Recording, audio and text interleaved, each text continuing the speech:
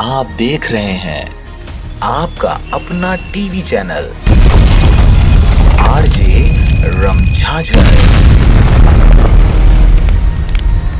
जज्बात के रंग भरोसा के संग।